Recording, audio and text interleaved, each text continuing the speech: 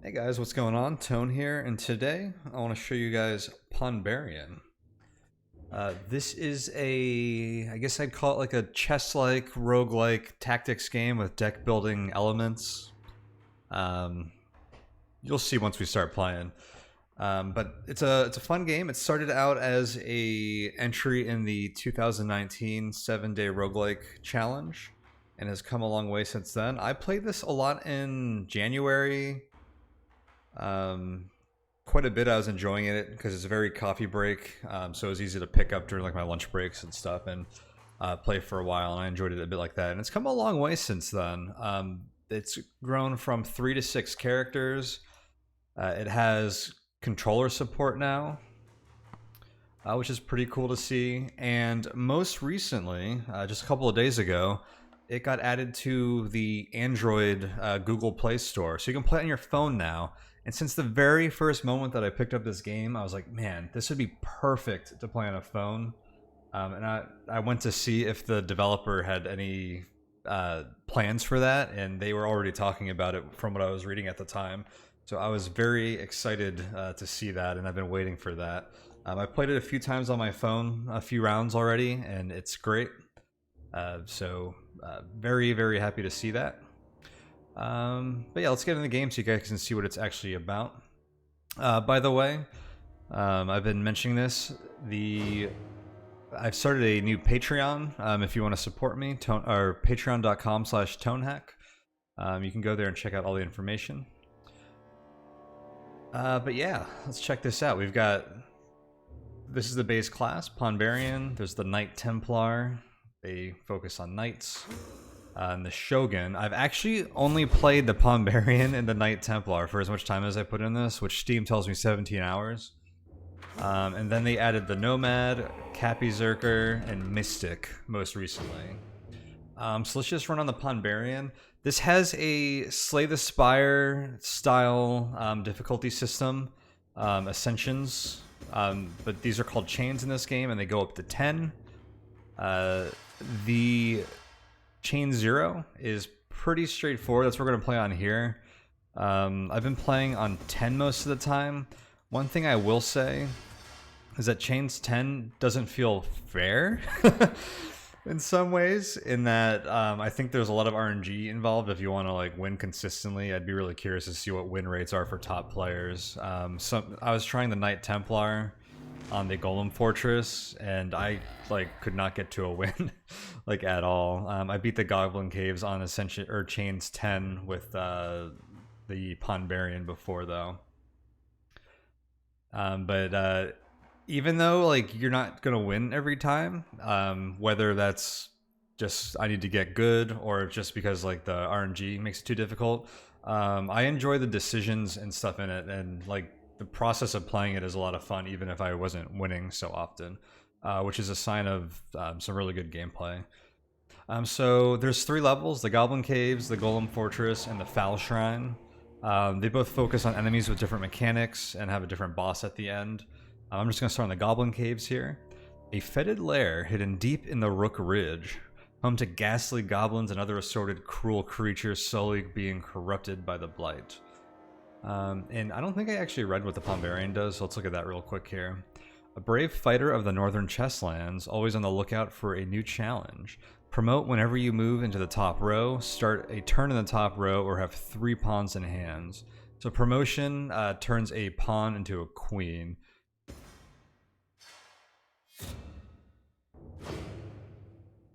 So they have a lot of pawns, and you kind of work around that mechanic. Okay, 3 pawns in hand. When I played a quick round of this yesterday, or on my phone, and I couldn't remember what their other mechanic was. There's 3 pawns in hand. One of them turns into a queen automatically. All right, let's check out the gameplay. Floor 1 of 7. So we have like a small grid here.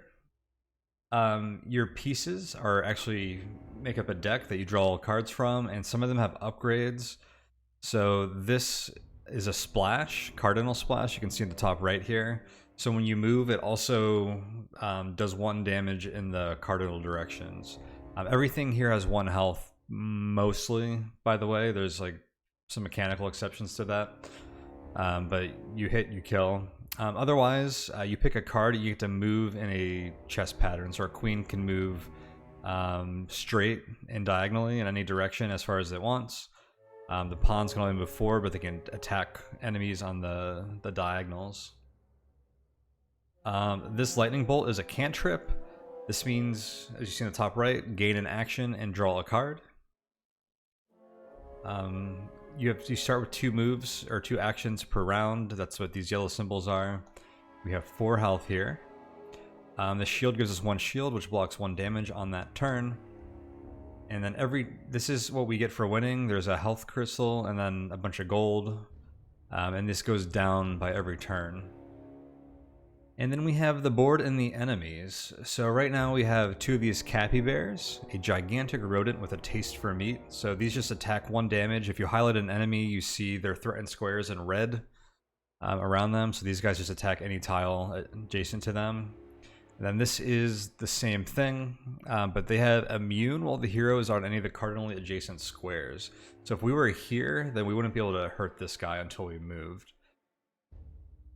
And then it shows you ticks here for how much damage every square is on. And if you highlight a square, it highlights in red the enemy that is threatening that square and causing it to do damage. So the UI on this is pretty nice. I feel like I used to have some issue with the red ticks here, but it's fine. The one thing I'll say that takes a while to get used to is a lot of the enemies look very similar, and it takes a while to start distinguishing them sometimes, at least for me. But with all that said, let's get into some gameplay here. So I think we can actually just win this turn. So the less turns you use to win, the more like gold and rewards you get at the top here. But since this lets us play for free, I can just do that, and that, and that. Get a pretty easy win. Alright, so after every floor you get to enter a shop. You still get a queen and a knight to move around the shop. It's kind of like unnecessary. You get to just move like freely and do whatever you want. So we have 13 gold. So in the shop, you can always get to buy a heart, which gives you 1 maximum heart. Or you can buy upgrades for your pieces. The cantrips cost 10 here usually. I think always actually. And then the other upgrades, the armor and the splashes cost 6. And the pieces you get here are all random. Which you get to upgrade. So we're getting the option to add a shield to this pawn, a splash to this one. A lot of pawns here, which I guess is likely since it's our most common piece, obviously. We can upgrade those to queen, so getting our pawns upgraded is a good thing. Splash is probably one of my favorite upgrades. One thing is that certain upgrades are better in certain dungeons. So the Golem Fortress punishes you for using cantrips. So like a lot of these cantrips become very bad in the Golem dungeon. I think they're pretty good for our character and here. So I might just take the cantrip on that pawn for now. I kind of like the cantrips there because we can upgrade them to queens, and then we get extra moves with queens, or we can use those extra moves to draw into other like non-pawn cards, or we can use them to get into a position where we can advance our pawns. I feel like the cantrips are pretty good with this guy. Okay, so we're seeing our first goblins since we're in the goblins cave. So goblins have an ability here called Nimble. Dodges the first attack each turn if able, and it moves away from the direction of the attack. So all these guys, okay, so these 2 guys attack adjacent to them. This guy is an archer. So they attack in like a square, like 2 tiles away from them, but they're vulnerable when you're adjacent.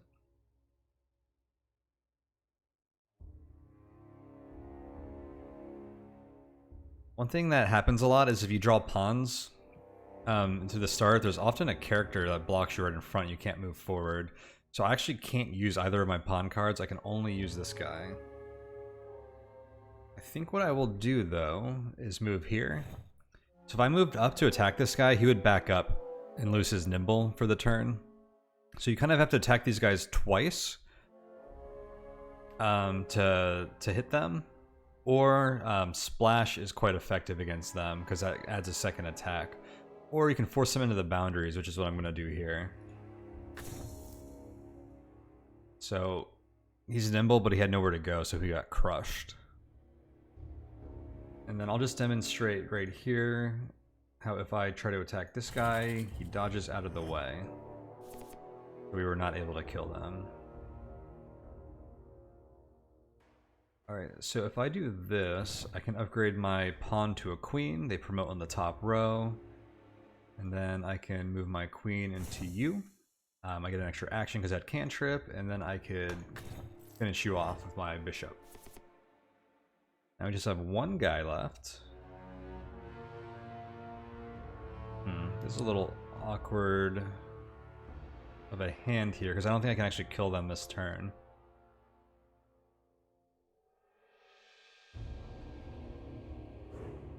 No, I can't because I only get 2 actions, no cantrips, and I can't even get them with my first move. So what I'm gonna do, move up here so I can promote this guy to a queen. Our deck only, we're guaranteed this pawn. Actually, I should just end turn here because then this pawn's gonna promote to a queen as well. And then there's a chance we draw this when we reshuffle. So I don't always pay attention to this at this difficulty. It's not as important because you can usually, you know, work with all of your hands to do something effective on the turn.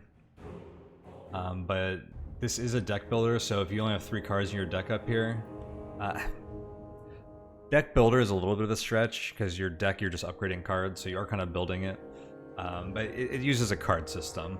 So if I only had 3 cards here, then I would know what my hand is for the next turn. So you do want to pay attention to that stuff. I'm just going to end my turn here because we're going to draw that pawn and then it's going to turn into a queen, which is going to be valuable. And yep, we can move once, he loses nimble, and then we could move into them with our queen and go for the kill.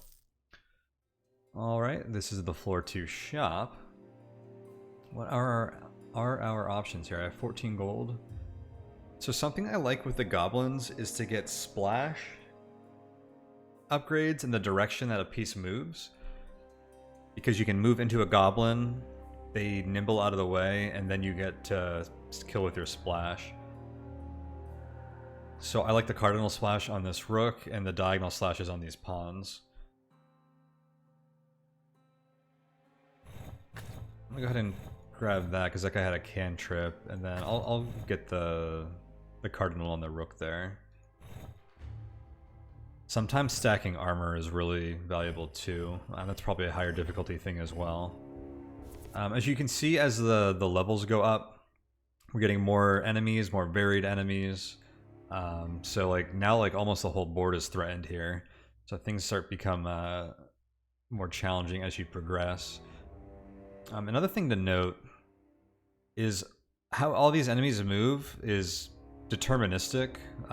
There's a thread that should be pinned on the Steam forum for the game that has like all the rules, but they do things like they'll move from top left to top right and then go down each row, basically.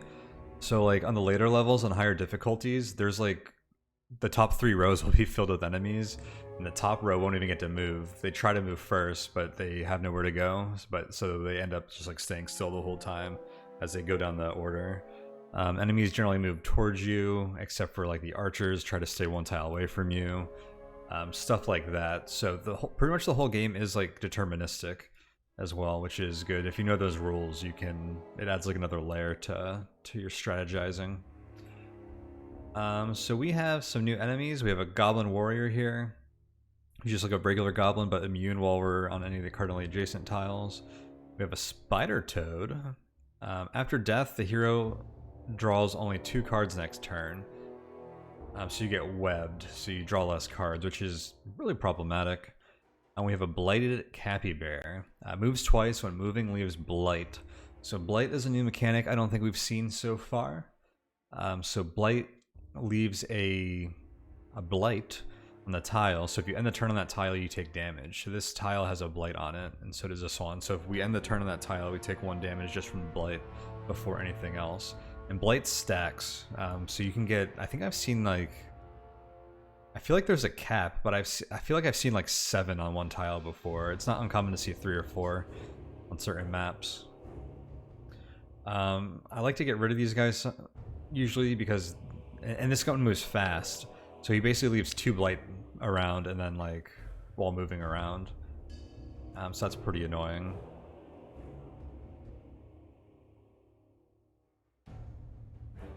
Alright, how do we want to play this then? I can take this guy with this pawn and kill both of them, but then I need to find a safe place.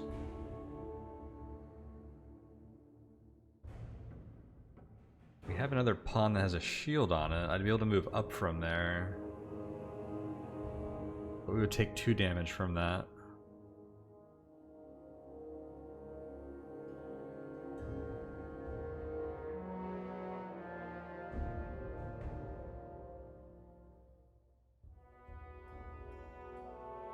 Oh, by the way, this guy's also a champion.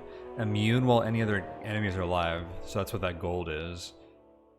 Gold just means they're immune. So we need to... Like, this guy will turn gold if we're on one of the cardinally adjacent tiles. So that guy we have to kill last. It will not allow us to damage them or attack them while they are immune.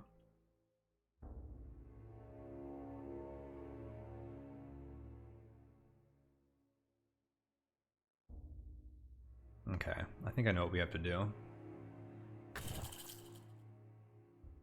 Then move to a safe tile. This is a safe tile. I like moving towards the top when I can because it gets you closer to this top row where you can promote a pawn to a queen. But also we're only drawing 2 cards next turn, which is makes me a little concerned about being so close to so many enemies. Kind of want to move down here. I move down there. This guy moves first. He's probably going to move here. And then this guy's going to move here. And this guy will move here. I might even be more trapped down there, to be honest. Let's go up here. We'll just have like more options for mobility, I think. Or maybe not. I have this cantrip. I can't do much with it. So let's see if we can draw something better. I'd draw another pawn. Drawing this one with a shield. Looks like we're just going to take damage this turn. I don't think we had an option, any route to not taking damage this turn. Oh wait, no, those are both cantrips, so I have 2 moves. I think I only have 1, so I can get out of this turn. I can move here. Doesn't look like there's actually any way I can... oh, check this out. Oh, cardinally adjacent. Ah, I did that wrong. And actually, there's no way I was going to do it. So I was going to try to do is kill this guy. And this tile's actually safe because these are 2 ranged guys. To kill them, I have to crush them into one of these guys with the moves I had. But he's immune when I'm cardinally adjacent, so I just made a mistake. And I couldn't kill him if I moved here or here where he's actually vulnerable. So this is actually a really tricky formation that they set up, which I don't think was actually part of their AI that made that intended. I think that's just like how they happen to move. So I should have moved down here and down here if I wanted to avoid taking damage this turn, but it looks like we're going to take 1 damage this turn, which is fine. We're going to heal at the end of the level because we have this blood crystal thingy. Sometimes well, it actually is beneficial to take damage in this game. Wow, this this is rough. But yeah, if you can take 1 damage to like get a really good turn, which is going to make you finish the level faster, that's usually pretty beneficial. There's nowhere I can go to avoid damage this turn.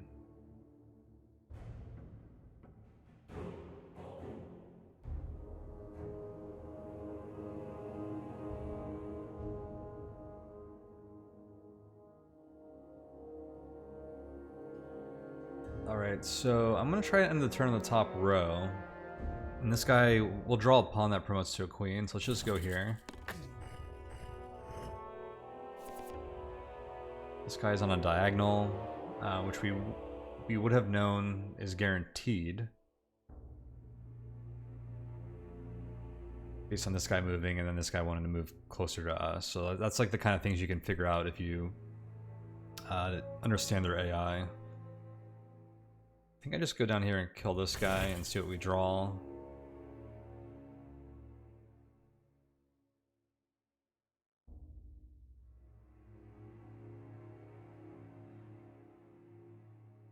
I have a shield, so I'm gonna... Okay, so I can do this.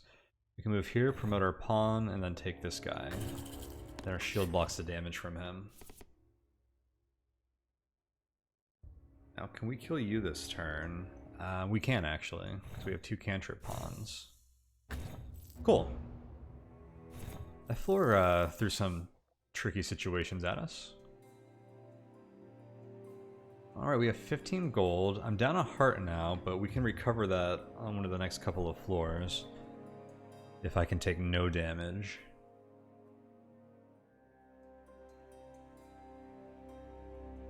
I'm gonna get Diagonal Splash on the Knight. When you attack goblins with a Knight and their nimble procs, they move diagonally away. So that's the equivalent of having a Diagonal Splash for that. Let's just... Do I want this? Armor on a cantrip is pretty good. It's like just free armor on that turn generally. Sure, why not? Especially since I'm down a heart. We might want to play a little more defensively.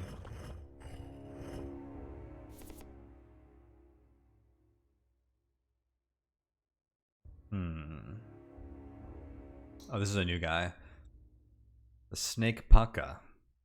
Immune while the hero is not on any of the adjacent squares. So we have to get next to it and then attack it. And it has a archer formation. Or a area of threat.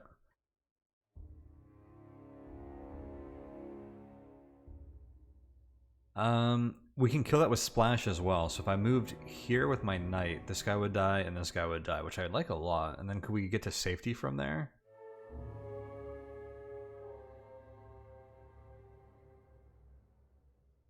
Not really.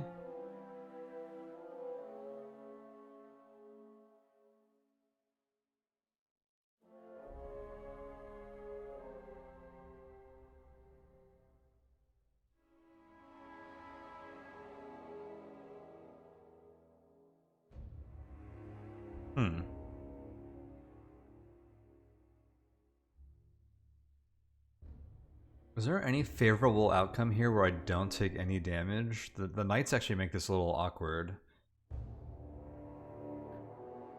Like I could kill you with my bishop and then we can't jump to the safe corner that creates.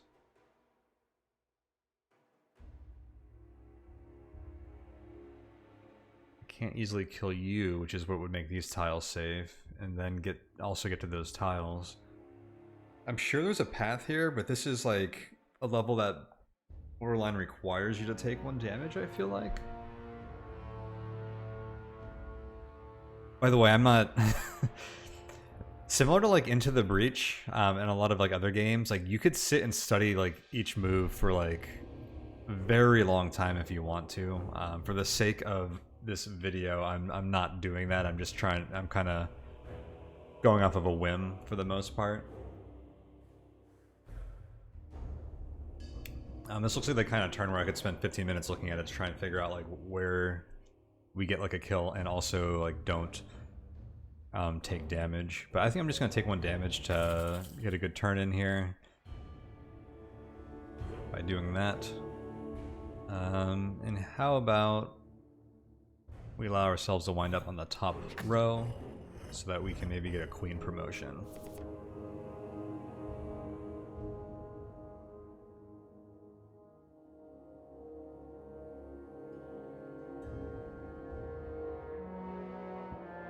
Oh, there's blight on this tile. I wanted to end my turn there. I was going to move here with my king, and then down here with my queen and kill both of these. Although this guy's immune when I'm cardinally adjacent, so that would have only killed him.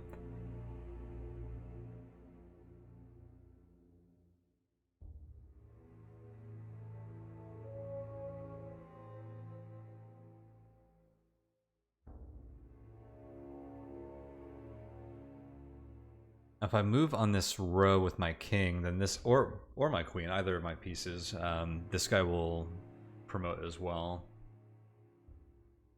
So we can use that to our advantage to like kill this guy and then move here, which kills him with that. But then this guy's going to attack us and we're going to take blight damage, so I don't want to do that.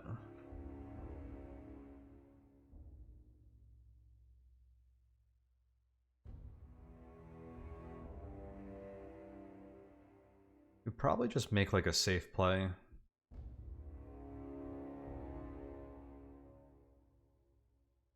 You kill both of these guys, which simplifies things a lot, or I could just kill this guy. I want to do these because that also means I get to stay on the top row. And then the question is, do I want to get on the corner or on this side? Because we can kind of pick where we end up.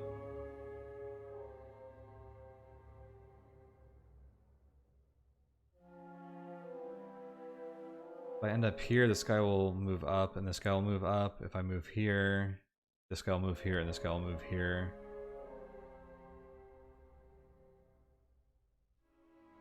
I think there's no advantage to one or the other, except that there is blight on these tiles. So maybe we'll go to this corner to stay away from the blight.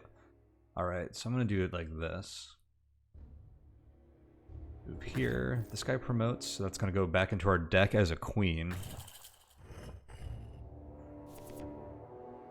And then since we're on the top row, we're going to promote another queen.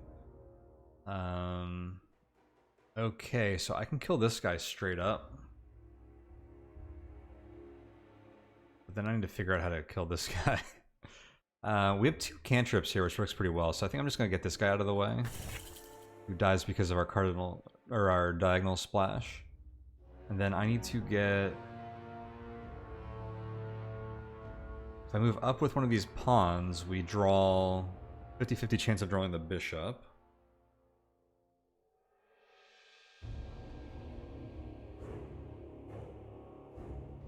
I can just do this though. Let's not overcomplicate things. Alright, the floor... That was only floor 4, and we're in the shop.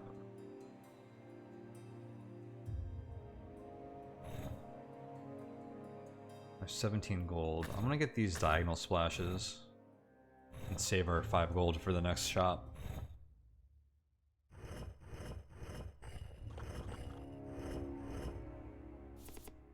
Alright, we have a new enemy type, the Goblin Shaman. Oh, check out their attack pattern. You're only safe if you're adjacent to them. They attack every other tile. And this guy's a champion, so we have to kill them last. And this guy put blight on 2 of their tiles. Ooh, this is a tricky first turn. I don't know if we're going to be able to get out of this without taking damage either.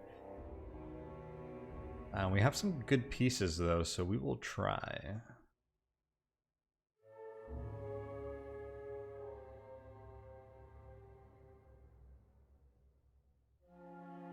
Okay, I can just move here and then here with my double splash pawn. I think it kills everything except for this guy.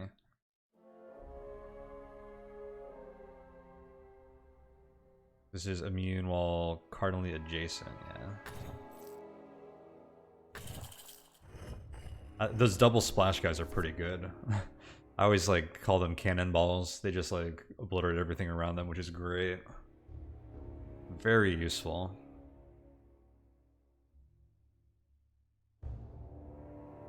Alright, so we were webbed, so we only drew 2 cards, but I got a nice pawn with a cardinal on it.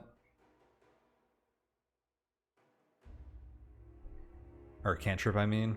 So I can move that up, which kills this guy and draws us a card.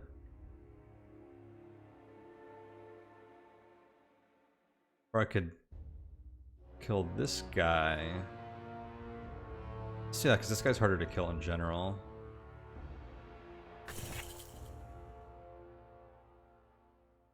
You know, that was almost a mistake. Because if I didn't draw this bishop, then I would have been guaranteed to take damage there. But we didn't get punished, so... not guaranteed. I keep forgetting that I have an extra move on those. Oh, and I had shield. Nothing to worry about. Actually, I should have just killed this guy in hindsight. Oh well.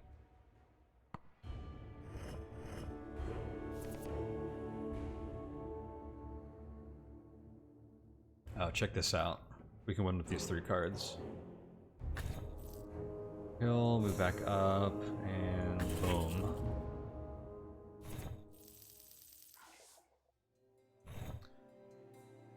Alright, we're back up to full health. We have 21 gold. We'll see one more shop after this one. I actually don't like any of these upgrades too much. I can make another cannonball pawn. Let's just do that, because if I end up in the next shop with like a ton of gold, it's unlikely that I'll be able to get huge value on all the upgrades as well.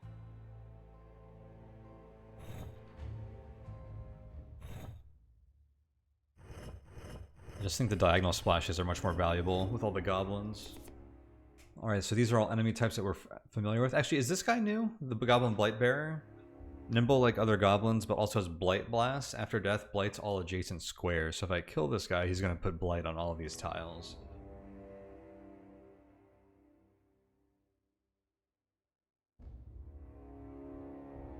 If I move up and right with this guy, we kill this guy and this guy. And we get a shield and a cantrip.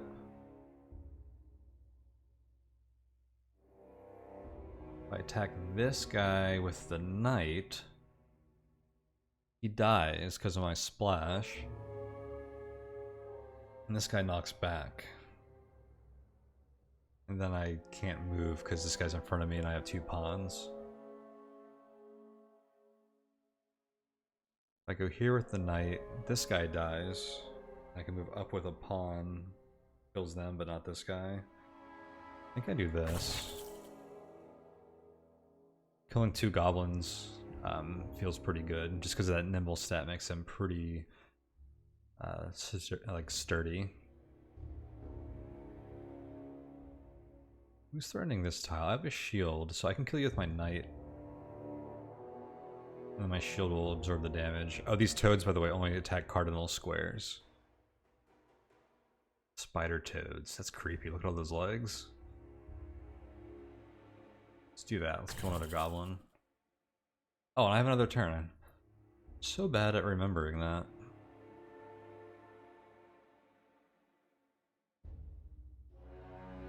Heck, I could even try to draw another card with this pawn. I don't think we would use, unless it would be nice to draw a pawn that turns into, and have it turn into a queen because we're in the top row. Maybe I'll just try for that. Nope. In that case, oh, here's the problem. Last turn I was gonna attack this guy with the rook, and I was like, I can just move here to kill him next turn, but actually not, because this guy has brawler, so he's gonna be immune to my splash once I'm next to him. I'll just take this guy out for now. And this guy hopefully isn't a problem at any point. I guess we were webbed again. I can just go ahead and kill this guy.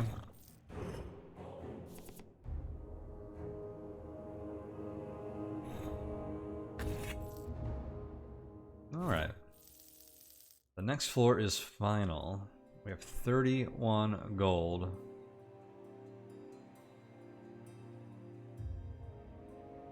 I like you. Armor on the pieces I'm already planning, like probably going to use most turns is nice. And then a cantrip on you feels pretty good. This deck is feeling pretty good. We got lots of upgrades. After that shop, I'm feeling pretty good about passing on a lot of stuff in the previous one. Like, look at this turn. Sometimes you get a hand like this and it just means that you're going to have some really unfortunate future turns. Alright, so here's the last floor. The last floor has a boss. The boss here is the Goblin Blight Vessel. An Elder Shaman, a conduit for the foul powers of Blight.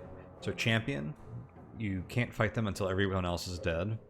nimble, like goblins, and then they have Blight Collar. Spawns a Blight Sack on an empty adjacent square whenever any non-Blight Sack enemy dies. So we kill anyone, they spawn a Blight Sack. Anyone non-Blight Sack. And here's the Blight Sack. They attack cardinally, like the Spider Toads, and after death they blight all adjacent squares. So you can end up with a lot of blight here. And this guy's like that shaman that attacks every tile except for adjacent to him. So we need to like stay close to them while avoiding the blight sacks that they spawn and the blight that they spawn. Yeah, a little tricky. I see some good turns here though where we can kill this goblin, this guy's on the edge, pop these blight sacks. Like I kind of just want to move here with one of my pawns. They're both equal except this guy has cantrip, so he would be the easy choice there. But from there, where do we go? These guys are going to double blight sack, or like blight a lot of these tiles, which makes them very unsafe.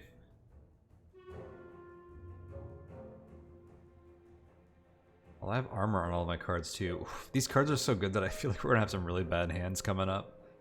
I feel like this is just too good. And then we just want to try and get to safety.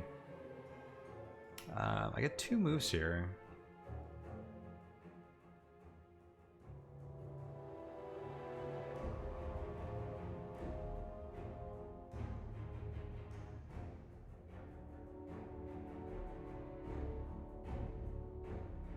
I can kill this guy.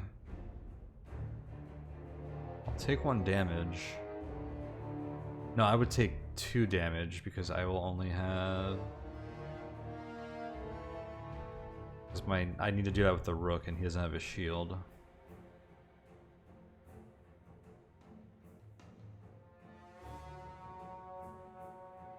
I do get another move after that, so I could actually get to a position where I take less damage.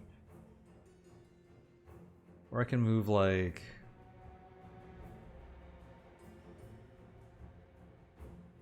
up here with my knight. Which would kill this, so I can't actually move up here with my pawn. I kind of want to take this guy out somehow, but I don't see any amazing ways to do that. I can move here with my knight, then up into them with this. That pops this blight sack, which puts 2 blight on here. And that ends up being the only thing that's threatening it. And we have 2 shields, so we don't take damage. That sounds pretty good. Oh, but he's going to summon another blight sack, and I think it's going to end up on that tile.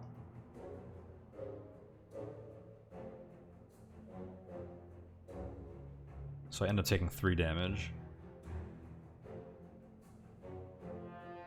I think I'm just going to kill this guy and then see how they act. There's no reason to rush this too hard.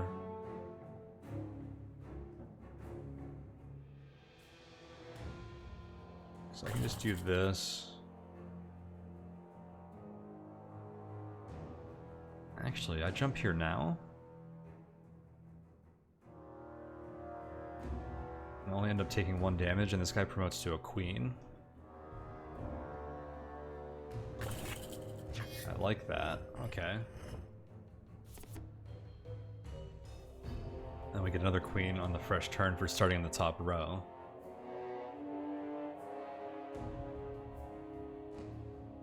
Alright, I think I'm going to move down with my king, which is going to kill this, this, and this. This is going to end up with 3 blight on it. And he's going to summon another blight sack here, I think. I think it always starts in the top left and then goes around or something.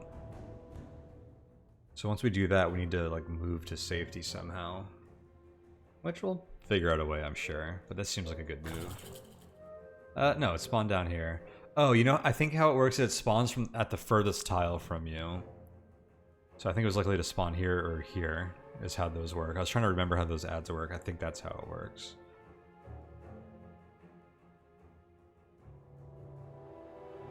I could try to kill this guy, or I could just move like... If I want to make 2 moves, I have to play the queen to get a cantrip. This move would be final.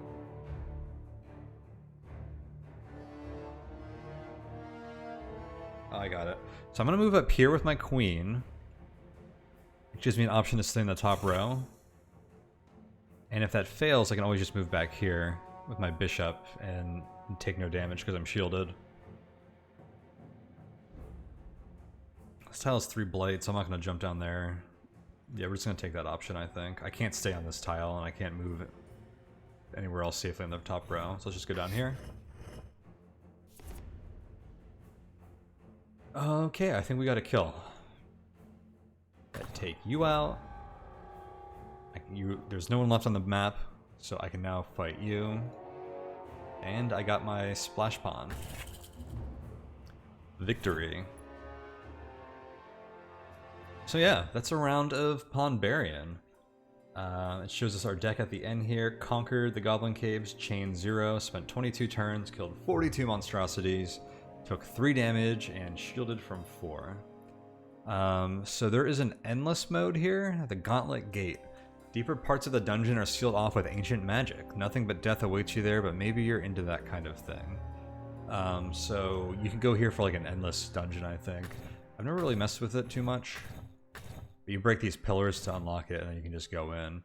Or you can just go to this exit portal, which is what I'm going to do.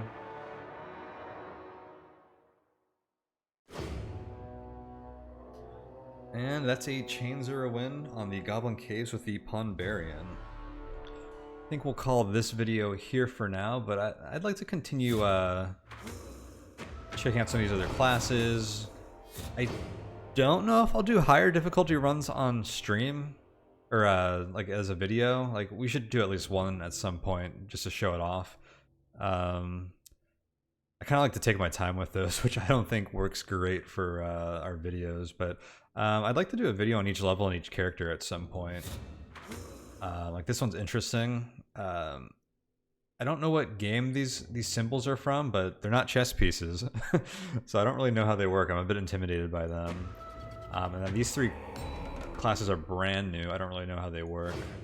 The Knight Templar brings in another mechanic called Purify, which removes blight from tiles, which is pretty cool.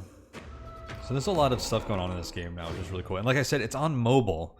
This game is perfect for mobile, and it plays great on mobile, which I'm really excited about. It's definitely going to be something where in my downtime I'll just bust it out. I don't do a lot of mobile gaming, but this is like the perfect game to have for when I do, because I don't have a lot of games like that. I actually can break out for that. So yeah, if you guys want to see a specific class or something, I'll do more videos. I don't know if I'll do like a bunch back-to-back, but over the next couple of weeks, I think we'll play some more Ponbarian here and check out some more levels and see what else is in the game. So if you enjoyed this, yeah, let me know what classes you want to see next. Again, I just started a Patreon, so if you want to show support for the channel and me and my work here, check out patreon.com/Tonehack and read about that there. And otherwise, I'll see y'all next time. Thank you so much for watching.